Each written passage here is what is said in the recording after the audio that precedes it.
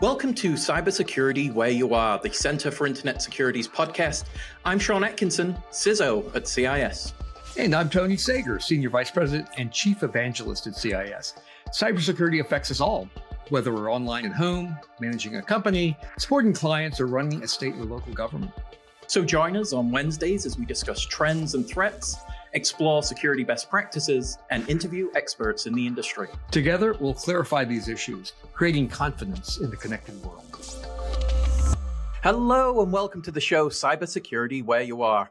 I'm Sean Atkinson, CISO here at the Center for Internet Security, joined by two very special guests. Now we're talking about human error meets AI missteps, a new frontier in virtual machine risk. So I'm joined by Chris and Mishal. So Chris, how about giving us a quick introduction? Thanks, Sean. Chris McCullough, Director of the Cloud Security Team. I've been at CIS since early 2022. Focused my whole time on working with the MSISAC and as well as the commercial market to try and really, globally by the way, to try and really help people understand hardened images and the challenges that they face with hardening those operating systems, whether they do it through Secure Suite manually, or that they go to the hardened images directly. Wonderful. And Mishal. Thank you so much, Sean, for having me. So I work coinciding with Chris. I am a senior cloud security account executive here. So basically what I do is help organizations build their trust in cloud environments by implementing the CIS security best practices from day one. So we work closely together with our most influential partners, such as AWS, Azure, GCP, and Oracle. And our motto, of course, is start secure and stay secure. So that's what I'm here for. I'm here to empower organizations with security best practices, make sure that they're doing the right thing for themselves and their customers. And it's an awesome part of doing the mission. Wonderful. Wonderful.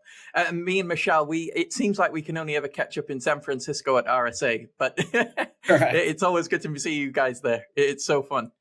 But let's jump in then. So Chris, we're going to start off, and obviously, with your leadership here since 2022, the hardened images are really helping minimize that impact of this human error element that we mentioned in virtual machine configuration.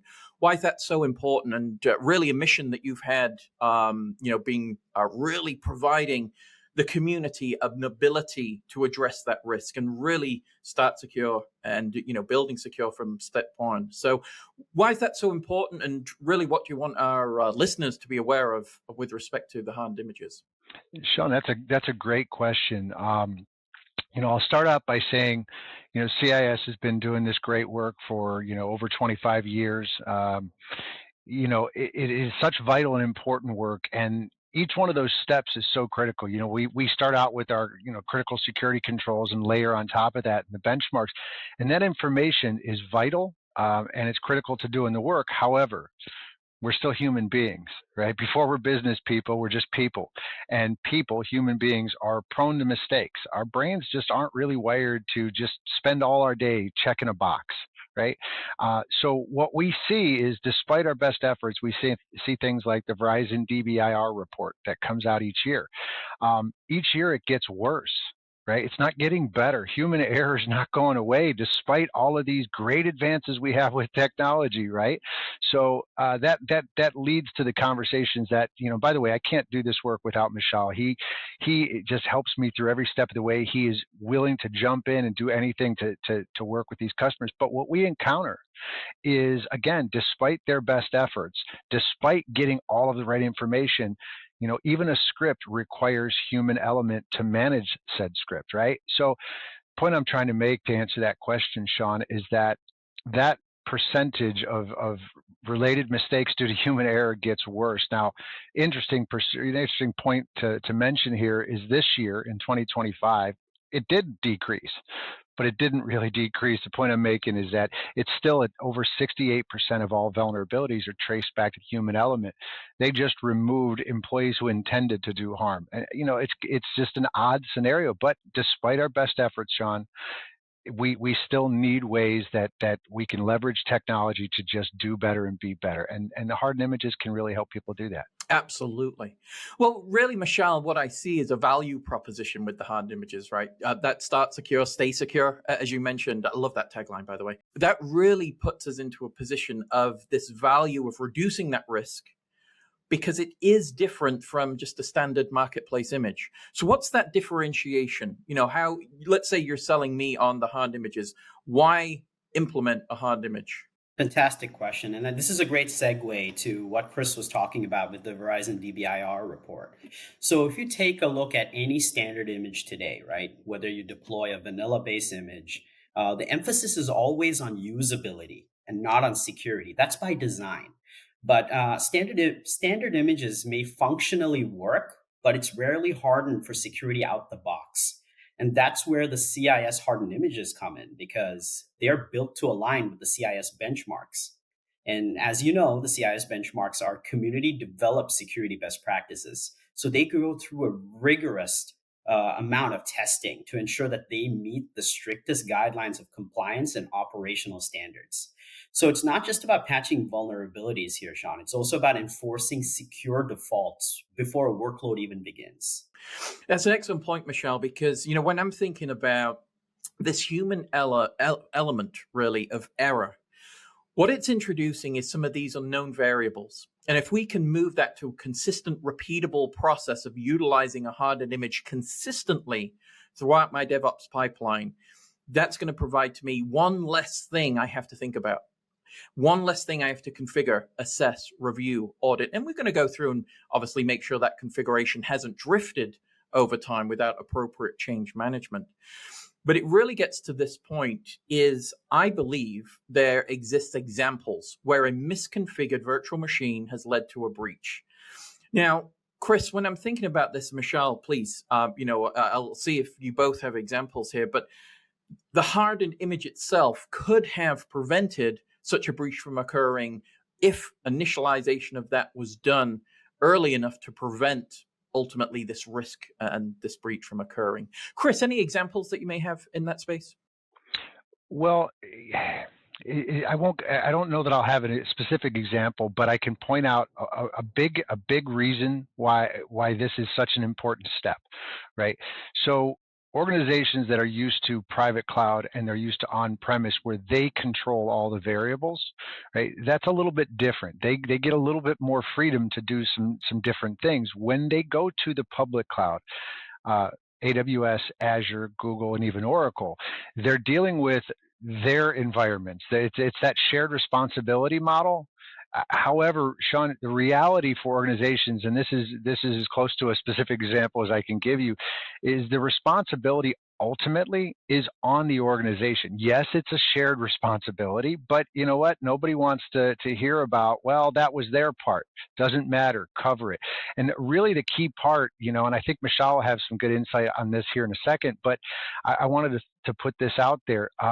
For organizations that we talk to, and you can be in New Zealand, Australia, it doesn't matter, we're going to treat you the same. Understand that the AWS's, Azure's, Google's, and Oracle's of the world, they use CIS too. We're built into their platforms as part of their security baseline. So if you really want to put your best foot forward and be as secure as possible, which is a layered approach as we know, you might want to consider, hey, if the cloud where I'm going to uses CIS and it's built into their platform, then do I need to start doing so? Probably. The best way to do so is a purposefully built or a purpose-built hardened image that is hardened for the platform it's on. And I can't stress that enough. The ones on AWS are built for AWS. What's stronger of a footprint and a standard do you need, right? Meeting that baseline, unifying across there, I think that's really the best advice that we can give. Mishal? No, absolutely, Chris. I can give a little bit more specifics here. And what I mean by that is we live in a constantly evolving threat landscape, right? So Sean, you already know this, being a CISO. What worked yesterday is not going to work today. And that's the environment that we live in. We live in where organizations are currently making that switch. They're moving more to a hybrid environment, right? This is mainly because of cost savings, and it's also mainly because of, transferring the risk. With that being said, they don't have the appetite and they don't have the ability to make a mistake when they're doing migrations. Who's making sure that those, for example, OpenRDP, OpenSSH ports are not left unintentionally exposed? We've seen cases where organizations have spun up hundreds of VMs during cloud migrations and overlooked those controls, right? So a good part about hardened images is it would have actually kind of disabled those ports, right? And tightly restricted them by default. This cuts off the risk at the source. It's a small change, but it has a massive downstream impact. I'm not going to get into specifics of organization names, but we've dealt with them globally, not just here within the United States. Of course. And again, I completely appreciate that. You answered that perfectly. Very political. I love it. You guys are the best. One of the things that it also leads to, and I think, Chris, you really hit it there, was the shared responsibility element. In some cases, a lot of organizations don't understand that they do have a responsibility, and that it's just, oh, I'm just spinning this up easy, right? All that capital expenditure's gone. I just make it operational. I'll spin it up and it's done. Set and forget. And it's no.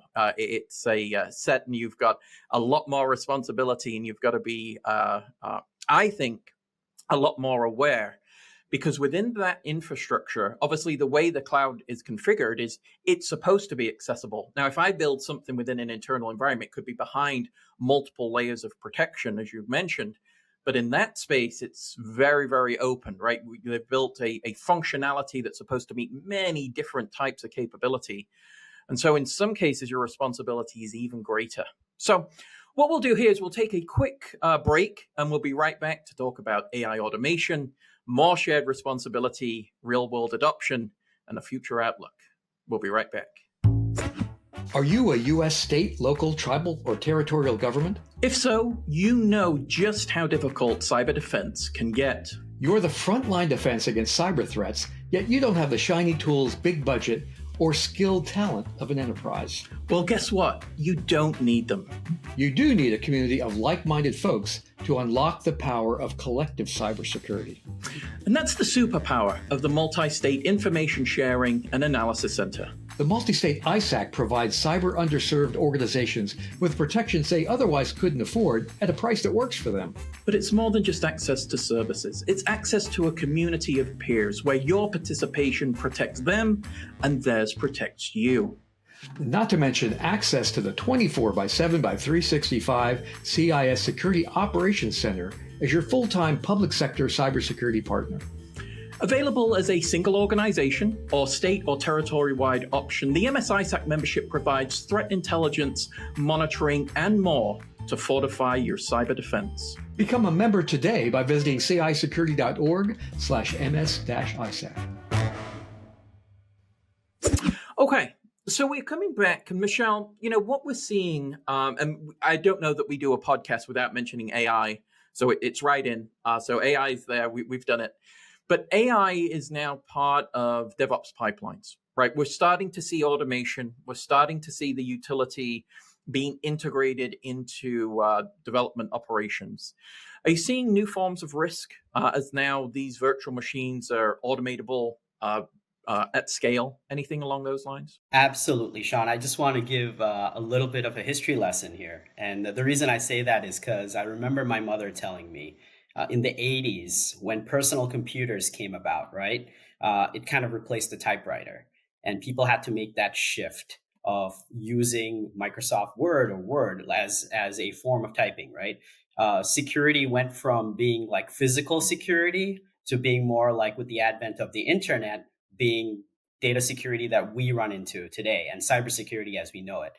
And we live in an exciting time because that change is happening again. And that's AI. So absolutely. What AI does is it accelerates automation, right? But also accelerates mistakes. So if your infrastructure code or AI assistant makes a poor assumption, let's just say by spinning up like an image that lacks basic hardening, all of a sudden those risks get multiplied faster, right? What we're seeing is that hardened images now act as a control layer. So ensuring that when things get deployed, even at speed, we are now at least meeting the baseline security standards. So hopefully that answered the question. It did. No, that's phenomenal. I love that perspective as well, because it's I mean, one, it's real world aligned with what we're starting to see, but also the fact that we're aware, right? We can provide capability in this space to help you as you're, representatively changing your DevOps pipeline to integrate really cool technologies. But we've got to make sure safe, secure, we're practicing the right thing, and at the right time. And I think that's so important because, Chris, one of the things I think about too, and we'll just jump into the shared responsibility model. You mentioned it. We're going to hit on that one, Chris. So we're thinking about one. I think the shared responsibility model has changed. AI tools is another element of responsibility we need to consider. But now we're seeing decisions made faster, representatively faster than we can govern, assess, monitor, control.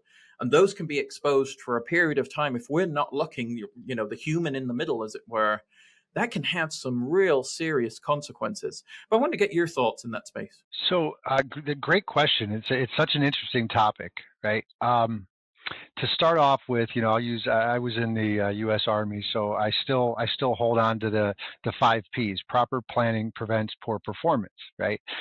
Security is a layered approach. It's been that way for years.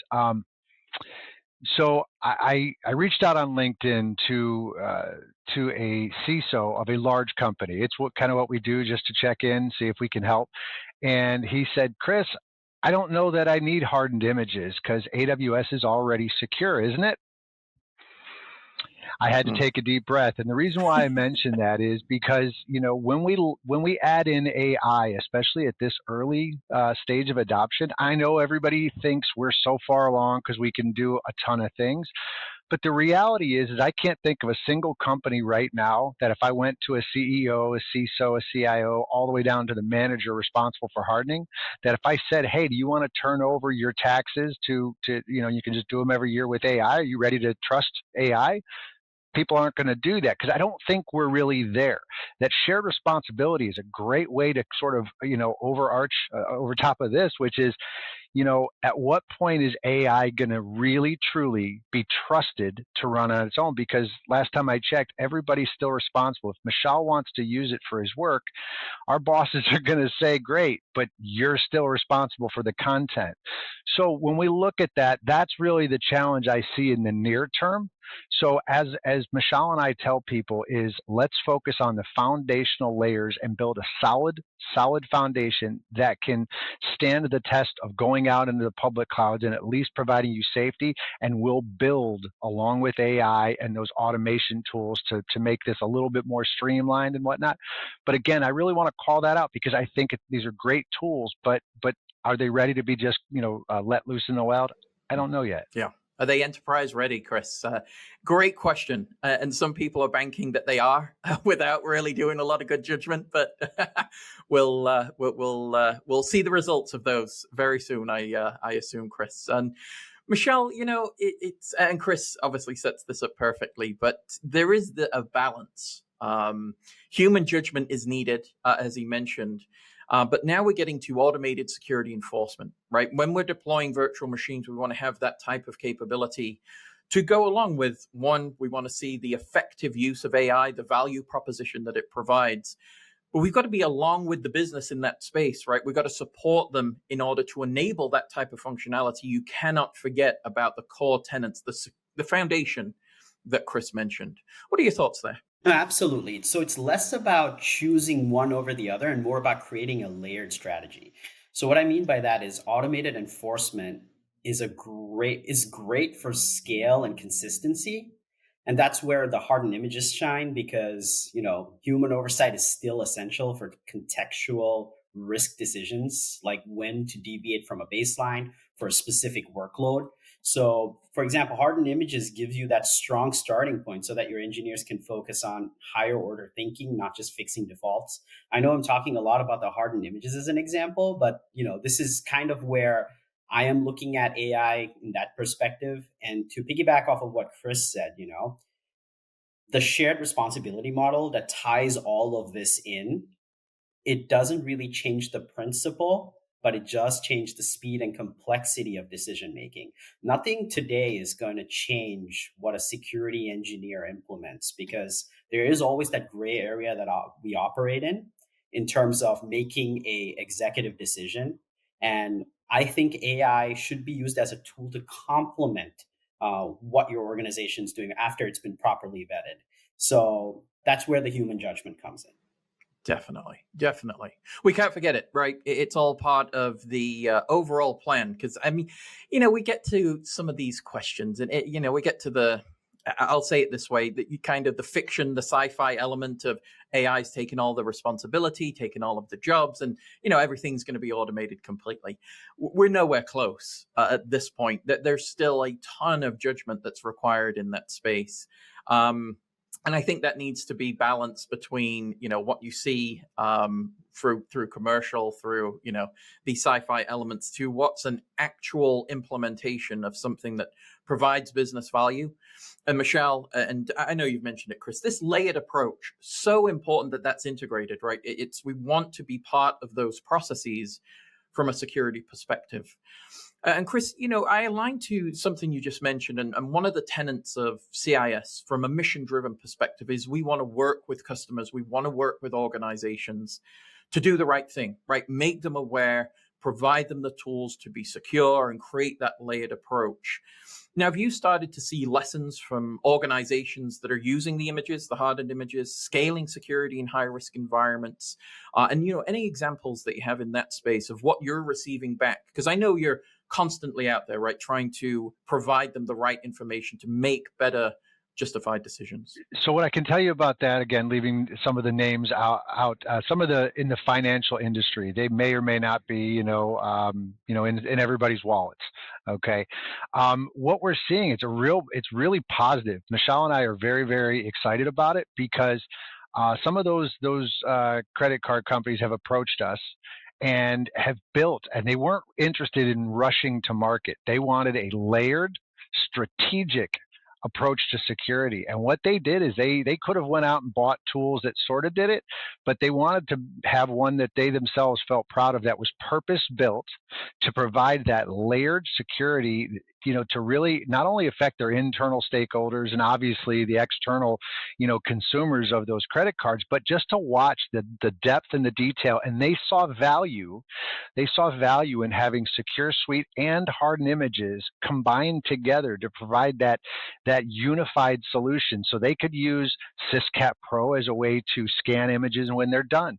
They could take the benchmarks and build those into their build process, right?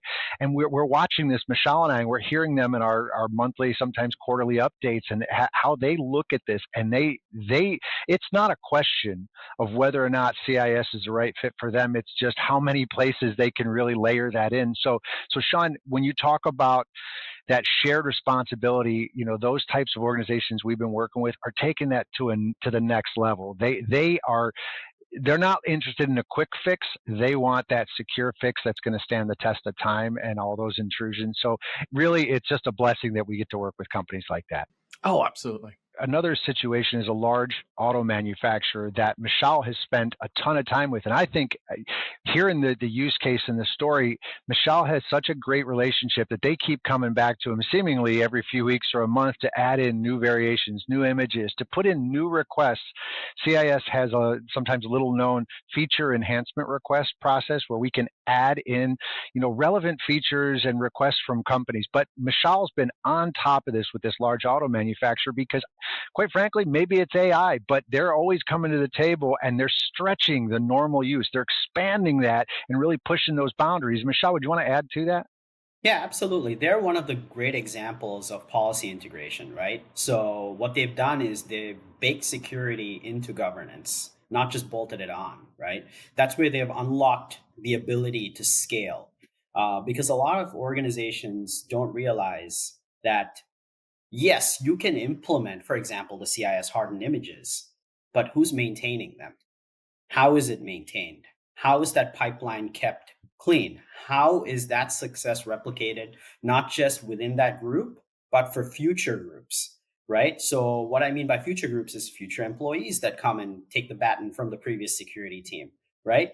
So with that being said, I think it's important to kind of highlight the importance of policy integration. I love that. Again, we're talking about that layered approach, right, Mishal? We're bringing it in even now at a governance level, being able to populate that through the operational, tactical, even strategic, reaching out and looking for, well, what do we do now in this space? And, Chris, it leads me to this point. I think it's where we're meeting the customer where they are. And again, this is Cybersecurity Where You Are, the podcast, right? But you're doing that. You're living it really every day. And Mishal, being able to, one, interpret need, where's the requirements, provide best practice, provide guidance. And now it creates a secure infrastructure that really, representatively, we think of particularly the automaker or finance, whomever it happens to be. But think of how that expands the supply chain and how many people connect into them, and they're protected with their connection being secured in that space. And permeating that through a supply chain has huge consequences for resiliency and also this element of repeatability. We want to see these same elements repeated across every infrastructure, right? We want to have people necessarily utilize these capabilities throughout any industry. And I think it also points to, Chris, this is not just, it's focused on this particular industrial parenthetic, right? It's everywhere. This is something that can be repeated in many different spaces. Any thoughts there? One of the key parts to this, Sean, and that was fantastic. So it's like you're sitting on the calls with Mishal and I, because one of the best areas that we've found to really positively affect, an organization's security or just how they look at security really is we talk about global adoption. Right. And we want to get into those policy makers, the ones that really dig in and set that policy for an organization. Now, unlike what some people may think, we're not trying to restrict an organization. What we want to do is set up those repeatable steps that whether it be, a certain image variation that's out there today or a certain threat or vulnerability, I'm less focused on that, the specifics of that, and we're more focused on how can we affect an organization so that they look at security in a different way, set policies so that they can manage them. Mishal touched on it. This stuff's going to repeat. It's not about today's incident. It's every incident that comes. And if you have the right practice in place where you recommend the best cyber hygiene you can, best foot forward, that's where we're seeing the most success. And I tell you, it is such a good feeling when you talk to an organization and you work with them, and maybe it's 90 days, maybe it's a year, and at the end of it, you see and they thank you, hey, we've added all this because of these interactions we've had. That's what makes this job so rewarding, is when you see that, and regardless of whether it's specifically AI or any other threat, if you put the right processes and practices in place and they're repeatable and scalable, you're going to be okay. Wonderful. Wonderful. I see it at the booth as well. And again, I mentioned San Francisco before, RSA. I see people coming just thanking us, right, for what we're doing, the interaction, talking to you personally. Oh, hey, Chris, we did this, we did. And just creating those relationships that are actually meaningful, where people would actually come up and thank you for that type of work. I think that speaks volumes, Mishal. I think it's, one, all part of our mission. But two, I think it's really, truly the effect we have on others in order to, one, have that type of reaction, I think is something you can't really buy. I think that's something that just takes dedication from team members like yourself and just following the CIS way. Any thoughts there, Mishal? Yeah, I really want to stress that. That's a great point, Sean. So thinking about this as a team sport, right? Cybersecurity is a team sport. Whether you're in the finance industry, whether you're in oil and gas, manufacturing, or even if you're in the same industry but are maybe competitors on a different front, you're not a competitor in cybersecurity. You're not a competitor when it comes to risk, because you have the moral compass is you need to take care of yourself, your organization, and your customers. And we see that a lot at CIS. And I think that's what's really awesome, not just about the hardened images, but about the benchmark, Syscat Pro, some of the tools that we offer. One of our biggest assets, and I will say this again, is our platform, is Workbench.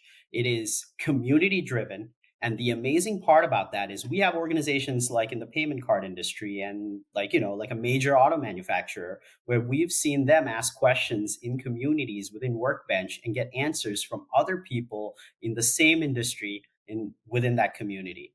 I mean, that's just building trust right there. So when I think of going to RSA and they come and thank us, inherently, they're also thanking our partners and our other vendors that work with us to build this ecosystem. I hope I answer that to the best of my knowledge, because that is something that I've always stressed on. And I love, that's the aspect I love about working for CIS. Yeah, no, 100%, Mishal. I mean, you guys live this and you see the effect that it has. And, it's great for me just to be there, to see that occur. And it's, how the team has done, how they've worked with us, how we've been part of really their team in a lot of cases, providing consultation, being a partner. So important that exists and that we are constantly going through this process. And Chris, we'll finish off with just this thought. It's not just you haven't had an image. Good. Thank you very much. We'll talk to you when we re-up in a year or whatever it happens to be, right? We'll contact you when we want to. You guys, talk about 90% communication. This is just what you do, is making sure, one, happy with what's going on, any issues, anything that needs to be resolved. What can we do for you next? That's a tenet that I think is really a lost art in a lot of cases, Chris. But again, just want to get your thoughts on that. Yeah, Sean, that's spot on. The way that we view it, it's lifecycle management, right? And these organizations, it's not a set it and forget it. It's not a, hey, I'll see you next year type of thing. Their needs are changing. They need to maintain a relationship, and we're their connection, we're their lifeline. They can come to us. They can say, hey, this new application got thrown on my desk, and I've got to figure this out. Can you help? We will pull in people from the product team. We will pull in people from AWS or Azure or Google or Oracle, right? So we're going to leverage a number of different teams, a number of different resources. And again, here at CIS, thankfully, we've got teams. We've got the services team, the secure suite teams, right? So there's a lot of different resources we can pull to the table and really help an organization as they review their security, right? And what you did, you're doing today may not be the same you're going to do in 90 days. It's life cycle. Manage that, keep asking questions, keep digging in, and keep looking at, hey, how can we get better? And that's what we do. So we keep those lines of communication open as much as possible. Wonderful. Chris, Mishal, absolutely fantastic. We're going to have to, I think we've only touched the tip of the iceberg on this, but such great insight, and obviously appreciate your leadership in this space and all you're trying to do to affect the world. Congratulations. And again, thank you both so much. Thank you so much for your time, Sean. Thank you, Sean. Thank you so much for having us. Absolutely. Absolutely. And thank you to our audience. Make sure to subscribe in all the usual ways through your preferred podcast provider. Catch us on YouTube at The CI Security for episodes like this and much, much more. We'll talk to you soon. Thank you for listening to the podcast today. The thoughts and opinions expressed by our podcast guests are solely theirs and do not necessarily reflect those of CIS. Tune in on Wednesdays for a new episode. And in the meantime, visit our website at cisecurity.org. Together, we'll continue our efforts of creating confidence in the connected world.